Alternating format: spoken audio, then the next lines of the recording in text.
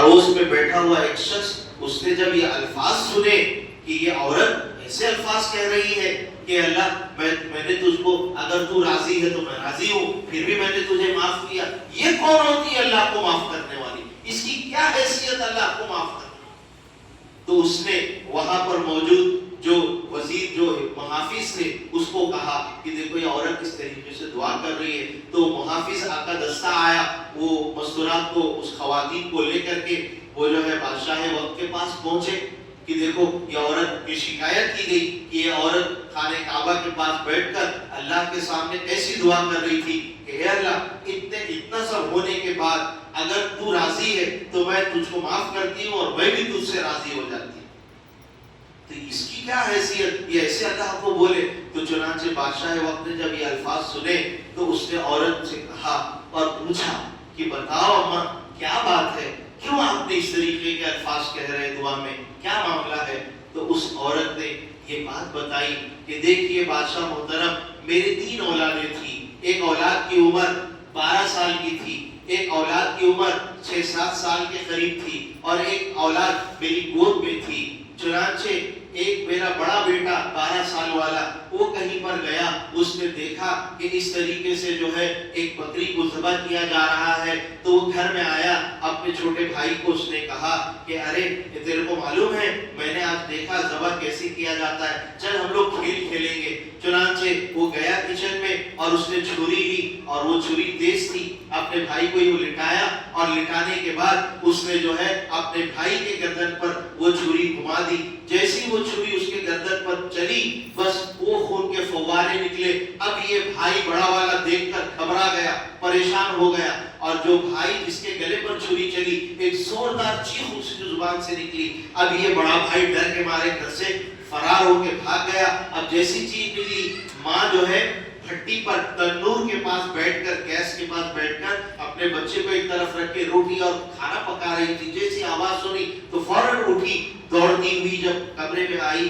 تو کیا دیکھتی ہے کہ میرا وہ بیٹا جس کی عمر 6-7 سال کی تھی، اس کے گردن پر چھری چل چکی ہے۔ اب اس کا ذہن کام نہیں کر رہا، اب وہ پریشان، اور ویسے ہی وہ بچے کو اس نے پکڑا اور کوشش کی کسی طریقے سے اس کی جان بچا سکوں، لیکن اس بچے کی جان اس کی گود میں ہی نکل گئی۔ جب یہ معاملہ ہوا تو اس نے بچے کو نیچے رکھا، رکھنے کے بعد اس کو معلوم ہوا کہ بھائی بڑا بیٹا بھی نظر نہیں آ رہا، گیا کہاں؟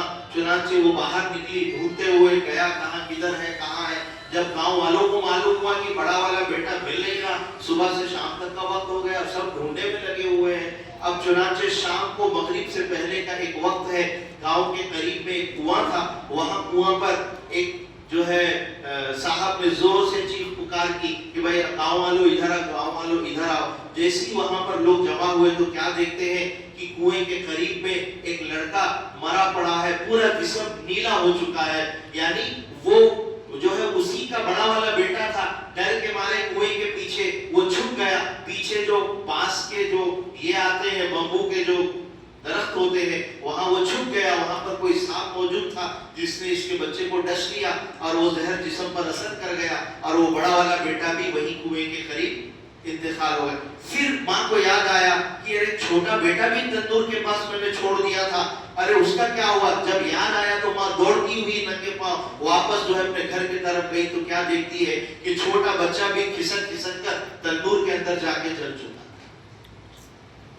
تو یہ پورا واقعہ بادشاہ سلامت کو اس عورت نے سناتے ہوئے کہا کہ دیکھو وہ اللہ کی امانت تھی، اللہ نے واپس لے لی، پھر بھی میں یہ کہتی ہوں کہ بھائی اے اللہ اتنا سب مجھ سے لے لینے کے بعد اگر تم مجھ سے راضی ہے تو جا، میں بھی تم کو معاف کرتی ہوں اور میں بھی تم سے راضی۔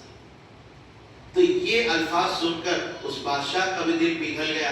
کہنا یہ چاہتا ہوں کہ آج تھوڑی سی تکلیف پہنچتی ہے تو دلوں میں اللہ کے بارے میں شکایتیں شروع ہو جاتی ہے، جبکہ حقیقت میں اس سے بڑی مصیبتیں دوسروں کو پہنچ رہی ہیں۔ اللہ نے ہم کو عافیت میں رکھا، اسی لیے فرمایا کہ یہ دعا ہمیشہ پڑھتے رہنا چاہیے۔ الحمدللہ الذی عافانی مما ابتلاک بہ وفضلنی علی کثیر ممن خلق تفضیلا۔ اے اللہ آپ نے جس حال میں رکھا میں اس حال میں خوش ہوں، اور جس حال میں بھی آپ رکھتے ہیں وہ ہمارے بھلائی کے لیے ہی رکھتے ہیں، وہ اللہ جانتے ہیں کہ ہمارے لیے کیا صحیح ہے کیا غلط ہے. بعض دفعہ ہم کو یہ سمجھ میں آتا کہ یہ میرے لیے صحیح ہے، حقیقت میں وہ میرے لیے نقصان دہ ہے. اور حقیقت میں ہم کو سمجھ میں آتا ہے یہ میرے لیے نقصان دہ ہے، لیکن حقیقت میں وہ ہمارے لیے نفع کا سودا ہوتا ہے. تو ہم اللہ کے ہر حکم پر راضی رہیں، اللہ سے ہر حال میں راضی رہیں. اللہ جس حال میں رکھے اس حال میں ہم اللہ کا شکر ادا کریں، اور جو بھی مانگنا ہو اللہ ہی سے مانگنا ہو. کیوں؟ کیونکہ اللہ ہی 70 ماؤں سے زیادہ اپنے بندوں سے محبت کرنے والا ہے. اللہ اپنے بندوں کی تکلیف کو سنتا ہے. اس ادعونی استجب لکم، کہ اے میرے بندو مجھ سے مانگو، میں تمہاری دعا کو قبول کرتا ہوں، تمہاری پکار کو سنتا ہوں. بہرحال ہم جو ہے اپنی اس زندگی کی قدردانی کریں اور اللہ کو راضی کرنے والے بن کر اس دنیا سے جانے کی فکر کریں، اور خاص طور پر اپنے اولادوں کی بھی ایمان کی حفاظت کی فکر کریں. بہت بڑی ذمہ داری. ابھی وہ بچے نے تلاوت کی، کتنی شاندار تلاوت کی. یہ ان کے والد محترم کی فکر ہے کہ وہ اپنے اولاد کی فکر کر رہے، روز اپ اینڈ ڈاؤن کر رہے، لے جا رہے، چھوڑ رہے. ہم قرآن مجید میں پہلے پارے کے 15ویں رکوع میں ایک آیت ہے، ام کنتم شہداء اذ حضر یعقوب الموت، یعنی حضرت یعقوب علیہ السلام کتنے جلیل القدر نبی ہیں، کتنے بڑے نبی ہیں، اتنے بڑے نبی ہیں، اتنے بڑے نبی ہیں کہ انہی کے خاندان میں یوسف علیہ السلام، بنیامین علیہ السلام، حضرت عیسیٰ علیہ السلام